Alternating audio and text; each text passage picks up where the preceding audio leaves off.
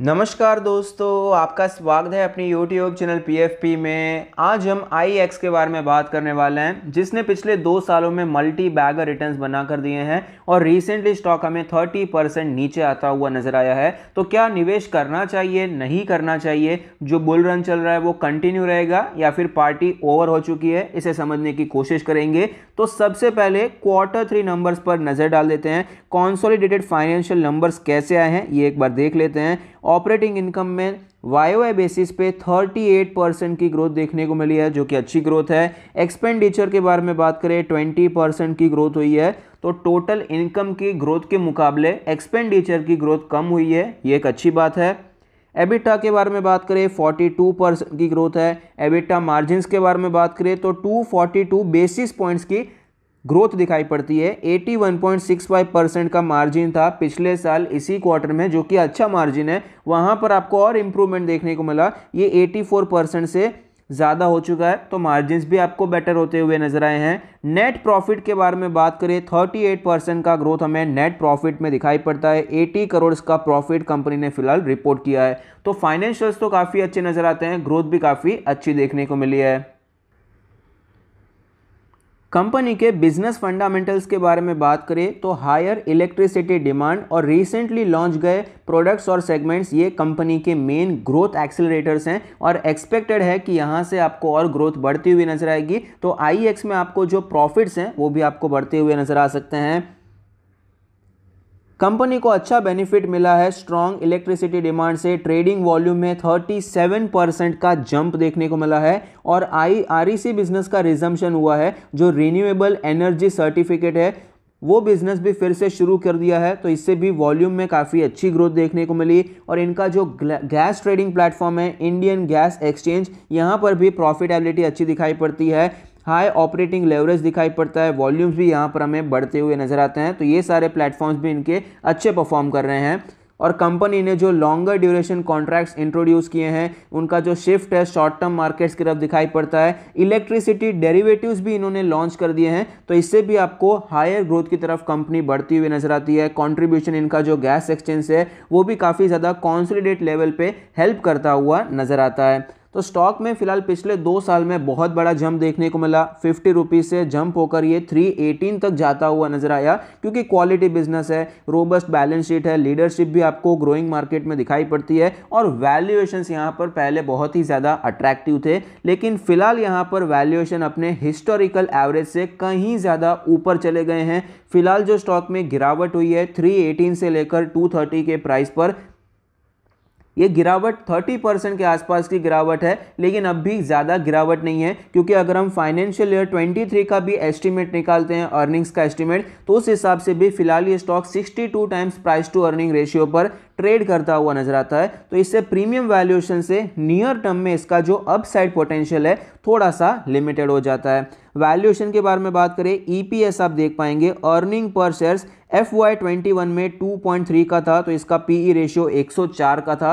FY22 का जो estimate लगाया जा रहा है, 3 क्वार्टर तो हो चुके हैं, एक और क्वार्टर का जब रिजल्ट आएगा तो इस हिसाब से एस्टिमेट है कि 3.3 का अर्निंग पर शेयर होगा। तो ये तो बहुत ही ज़्यादा डिसेंट एक्सपेक्टेशन है, इतना तो यहाँ पर ही अचीव कर ही लेगा। तो इसका PE रेशियो 73 के आसपास हो जाएगा। FY23 का जो एस्टिमेट किया जा रहा है 15% की ग्रोथ एक्सपेक्ट कर रहे हैं कि अर्निंग्स यहाँ पर 15% बढ़ती हुई नजर आएगी। तो ये भी काफ़ी डिसेंट एक्सपेक्टेशन है, ऐसा नहीं है बहुत अंडर एक्सपेक्टेशन है और बहुत ओवर एक्सपेक्टेशन भी नहीं है। तो अगर 15% की ग्रोथ होती है कंपनी में FY23 तक, तो इसका जो PE रेशियो है अराउंड 62 होगा, जो कि एक मिड साइज कंपनी के लिए, मिड कैप कंपनी के लिए ऑफ कोर्स प्रीमियम साइड पे दिखाई पड़ते हैं। तो इसका जो वैल्यूएशन है यहाँ पर एक मेन कंसर्न नजर आता है। ग्रोथ काफ़ी अच्छी है, बिजनेस काफ़ी अच्छा है, लेकिन वैल्यूएशन में थोड़ा सा प्रॉब्लम नजर आता है।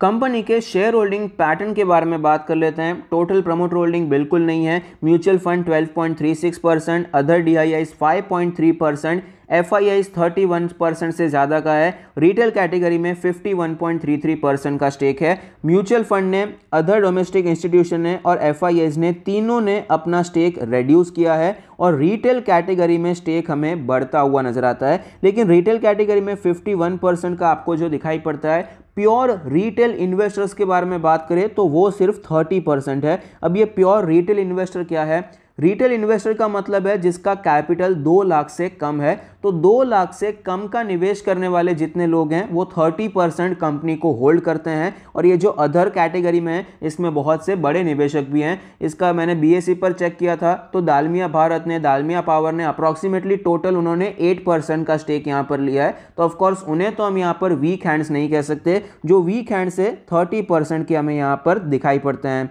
कंपनी के फाइनेंशियल ट्रेंड के बारे में बात करें तो आप देख पाएंगे ग्रोथ अच्छी देखने को मिली है। रेवेन्यू, प्रॉफिट आपको लगातार बढ़ता हुआ नजर आता है।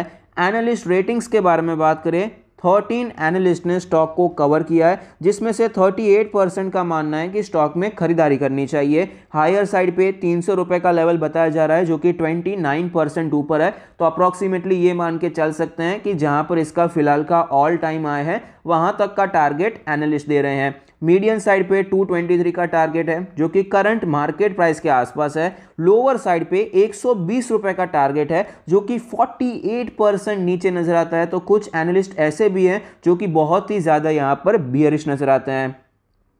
कंपनी के मार्केट कैप के बारे में बात करें तो 20,000 करोड़ की मार्केट कैप है। एक मिड कैप कंपनी है। 232 का लास्ट डेट प्राइस है। पीई रेशियो 74.08 है। तो ये जो पीई रेशियो है ये ट्रेलिंग 12 मंथ्स का पीई रेशियो, यानी कि लास्ट जो 4 क्वार्टर है उसका पीई रेशियो है। हमने जो वो वैल्यूएशन के कॉलम्स में देखा था वो पूरे फाइनेंशियल ईयर का है, वो टीटीएम वाला नहीं है। तो कंफ्यूज होने की यहाँ पर बिल्कुल जरूरत नहीं है।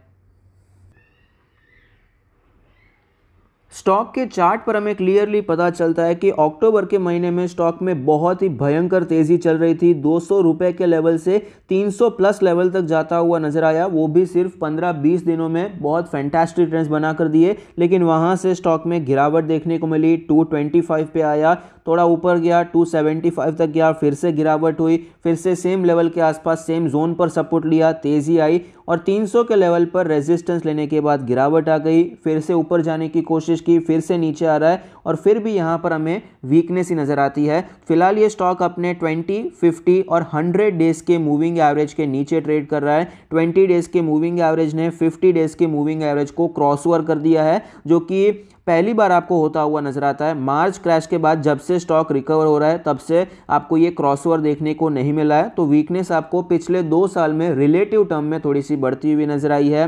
RSI के बारे में बात करें, 37 का डेली RSI है। यहाँ पर आपको मोमेंटम बिल्कुल नजर नहीं आता। 200 डेज का जो मूविंग एवरेज है अप्रॉक्सीमेटली 200 रुपीज़ का लेवल है।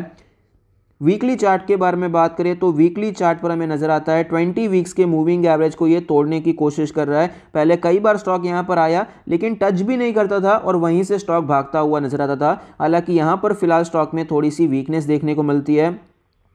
वीकली RSI 52.67 है। ओवरऑल यहाँ पर भी आपको मोमेंटम लॉस्ट होता हुआ नजर आया। बहुत ज़्यादा वीक नहीं कहूँगा लेकिन स्ट्रेंथ भी आपको नजर नहीं आती। मंथली चार्ट के बारे में बात करें, मंथली RSI 81.7 है। तो मंथली चार्ट तो अब भी स्ट्रॉन्ग है, लेकिन कैंडल्स आप देख सकते हैं पिछले कुछ कैंडल्स में हमें ये बिल्कुल पता चलता है कि ऊपर के लेवल से रिजेक्शन देखने को मिल रहा है। ऊपर के लेवल पर जब भी स्टॉक गया तो यहाँ पर गिरावट देखने को मिल जाती है। तो ये कुछ संकेत हैं जो कि हमें पॉजिटिव नजर नहीं आते हैं।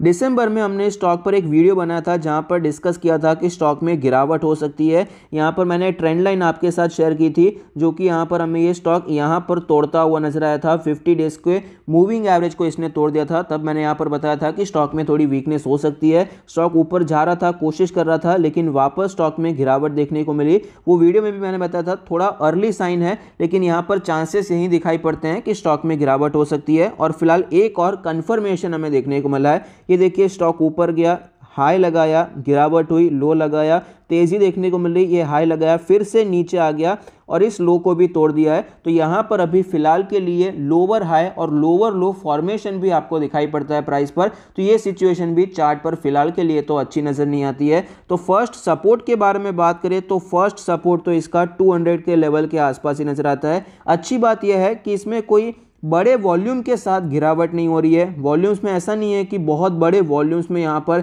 शेयर्स को डंप किया जा रहा है। तो ये मेरे हिसाब से एक पॉजिटिव सिचुएशन यहाँ पर दिखाई पड़ती है। कंपनी के पॉजिटिव्स के बारे में बात करें, फंडामेंटल्स अच्छे हैं, ग्रोथ अच्छी है और एक्सपेक्टेशन भी ग्रोथ की हमें काफ़ी ज़्यादा अच्छी नज़र आती है और टेक्निकल्स भी आपको लॉन्गर टाइम फ्रेम में मंथली चार्ट में अभी भी आपको मोमेंटम अच्छा देखने को मिलता है। तो ये कुछ पॉजिटिव चीज़ें हैं। नेगेटिव्स के बारे में बात करें तो प्रीमियम वैल्यूएशन पे स्टॉक ट्रेड कर रहा है। 61 का वैल्यूएशन यहाँ पर आपको दिखाई पड़ता है FY23 के हिसाब से और वो भी 15% की अच्छी खासी ग्रोथ एक्सपेक्टेशन है। तो ये मेरे हिसाब से यहाँ पर कुछ ज़्यादा ही प्रीमियम हो जाता है और एक मिड साइज कंपनी के लिए, मिड कैप कंपनी के लिए 61-70 के आसपास का पी रेशियो थोड़ा सा ज़्यादा ही हो जाता है। लार्ज कैप है तो एक बार हम यहाँ पर सोच सकते हैं। दूसरा नेगेटिव पॉइंट यह है कि यहाँ पर कोई प्रमोटर आपको दिखाई नहीं पड़ता, तो ऑफ कोर्स ये भी एक नेगेटिव पॉइंट है। इंस्टीट्यूशन का स्टेक जो है रिड्यूस होता जा रहा है। एफआईआईज ने 38% से सीधा 31% कर दिया है एक ही क्वार्टर में, तो एक बड़ा रिडक्शन यहाँ पर आपको दिखाई पड़ता है। म्यूचुअल फंड ने, डीआईआईज ने, सब ने यहाँ पर अपना स्टेक रिड्यूस किया है, तो ये भी हमें नेगेटिव सिचुएशन दिखाई पड़ती है। तो शॉर्ट टर्म में तो वीक है, अवॉइड करना चाहिए। मिड टर्म के बारे में बात करें तो अगर ये 200 मूविंग एवरेज के आसपास, जो फिलहाल के लिए 200 रुपए का प्राइस जोन है, तो अगर ये स्टॉक 200 पे मिलता है तो वहां पर टेक्निकली देखकर अगर कुछ रिवर्सल का साइन आता है तो खरीदने के बारे में सोच सकते हैं, क्योंकि रिस्क रिवॉर्ड रेशियो अच्छा हो जाएगा। जाने को 10-20 रुपए जाएंगे लेकिन आने को यहाँ पर इजीली आपको 100 रुपए तक मिल सकते हैं। तो मिड टर्म के लिए जब ये वहां पर 200 के आसपास मिलता है तब सोच सकते हैं, लेकिन अभी के लिए तो वो भी अवॉइड करना चाहिए। और लॉन्ग टर्म के बारे में बात करें तो आप एक्यूमुलेट करना शुरू कर सकते हैं, लेकिन 200 के प्राइस पे मेरे हिसाब से ये स्टॉक आपको 200 पे तो मिल जाएगा, क्योंकि उसके पहले कोई छोटा मोटा भी सपोर्ट नहीं है। 200 डेज का जो मूविंग एवरेज हमने देखा वो भी 200 है और पहले स्टॉक ने वहीं पर 200 पे ट्रेड करके ये सब यहाँ पर फॉर्मेशन किया था। तो ये जोन है जहाँ पर सपोर्ट ले सकता है। 200 दिन का मूविंग एवरेज भी यहीं पर है, तो 200 का लेवल मेरे हिसाब से एक अच्छा लेवल हो सकता है जहाँ पर ग्रेजुअली आप एक्यूमुलेशन करना शुरू कर सकते हैं। लेकिन एग्रेसिव बाइंग तो अभी आपको अवॉइड करनी चाहिए। जब तक एक बेटर वैल्यूएशन आपको नहीं मिलता है तब तक एग्रेसिव बाइंग अवॉइड करेंगे तो ज़्यादा बेहतर रहेगा। और ट्रेडर्स जो यहाँ पर ज़्यादा होल्ड नहीं कर सकते हैं तो उनको यहाँ पर स्ट्रिक्ट स्टॉप लॉस रखना भी बहुत ज़्यादा ज़रूरी हो जाता है। तो फिलहाल स्टॉक ऑलरेडी वीक है, चाहे तो अगर आप एग्जिट करना चाहें तो कर सकते हैं। एज ए ट्रेडर यहाँ पर आपको मोमेंटम फिलहाल के लिए बिल्कुल दिखाई नहीं पड़ता है और जो 200 का लेवल है वो फ्यूचर के लिए बहुत इंपॉर्टेंट रहने वाला है। अगर वो लेवल टूट जाता है तो 150 के पहले कोई छोटा सपोर्ट भी आपको दिखाई नहीं पड़ता है। तो आई होप आपको ये वीडियो पसंद आता है, आपके इन्वेस्टमेंट ट्रेडिंग डिसीजन में आपको ये मदद करता है। Thank you, stay happy, happy investing.